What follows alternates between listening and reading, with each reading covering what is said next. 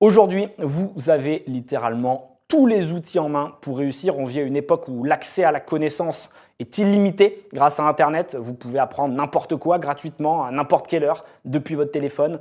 Et avec l'intelligence artificielle, vous avez maintenant les compétences illimitées à portée de clic. Ces outils, c'est comme avoir une équipe entière à vos côtés, prête à exécuter vos idées. La seule chose qu'il vous reste à faire maintenant, c'est d'agir. Et ça commence par quoi? Ça commence évidemment par le mindset. En disant que vous devez sortir de votre zone de confort, c'est là que votre vraie croissance va commencer. C'est vraiment la capacité à penser différemment, à oser remettre en question ce que tout le monde fait. C'est vraiment la clé de comprendre que vous devez écouter votre instinct. Il se trompe rarement quand il est nourri par l'expérience et c'est pour ça qu'il faut essayer, qu'il faut faire beaucoup de choses, qu'il faut voyager, rencontrer de nouvelles personnes, se former. Et puis, il faudra aussi accepter l'échec. On va en parler souvent ce soir. L'échec, ça fait partie du jeu, c'est une partie intégrante même du parcours de la réussite. J'en ai eu énormément. Je sais que l'échec m'attend tapis dans un coin de la pièce, mais ça fait partie du jeu. C'est vraiment important de l'accepter. Vous ne devez pas avoir peur de vous lancer parce que des gens vont vous juger si vous échouez. Échouer, c'est le quotidien.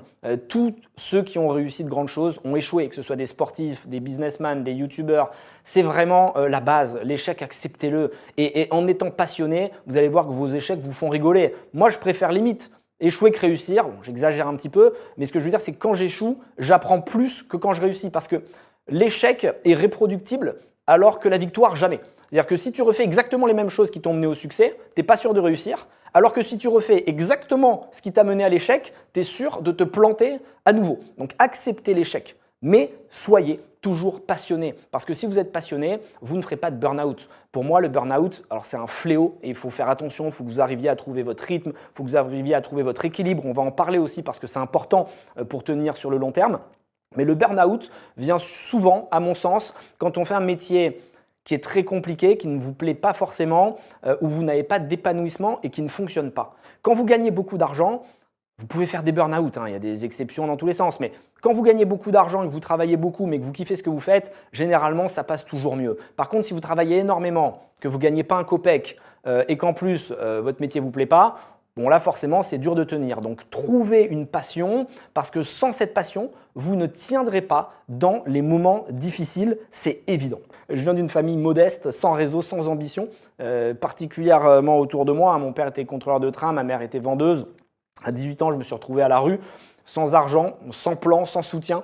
Et c'est à ce moment-là que j'ai compris que si je voulais m'en sortir, je ne pourrais compter que sur moi-même. Donc quelque part, c'est une chance. Et ce qui ne vous tue pas vous rend plus fort, puisqu'au final, une situation qui vous paraît extrêmement injuste à un moment précis, on ne réalise pas qu'elle va vous construire pour la suite. Et en réalité, c'est ces mêmes échecs, ces mêmes tortures psychologiques quasiment qui vous permettront de vous renforcer. Moi, je ne crois pas en Dieu, mais ceux qui sont religieux pourraient dire que Dieu vous envoie des épreuves pour vous former en réalité. Et quand on dit à Dieu, trouve des solutions, aide-moi, je veux m'en sortir, il ne va pas vous envoyer un chèque, il va plutôt vous envoyer des épreuves pour vous former, pour vous tester, pour que vous deveniez une meilleure version.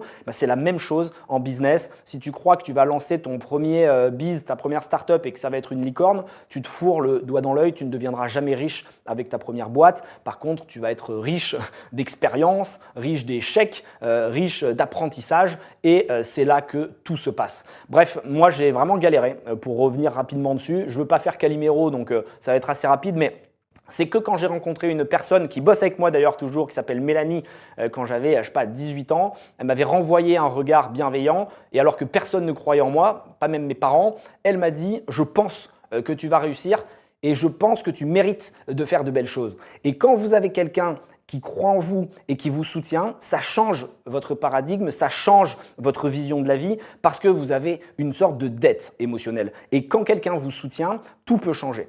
Et c'est ce regard quasiment bienveillant que j'ai envie de vous renvoyer ce soir. J'ai envie de vous dire que c'est possible parce que peut-être que vous êtes seul, peut-être que vous êtes au fond de je ne sais pas quelle région poisseuse, mais il n'y a aucune excuse pour ne pas réussir. Vous pouvez y arriver. Et à partir du moment où moi j'ai rencontré Mélanie et quelqu'un a cru en moi, j'ai décidé que plus jamais je ne laisserai les circonstances définir ma vie. C'était pas facile, j'ai galéré, on a vraiment une vie de clodo au début, mais on n'a pas lâché, on a toujours cru en nous et c'est ce qui nous a permis de continuer avec de la résilience.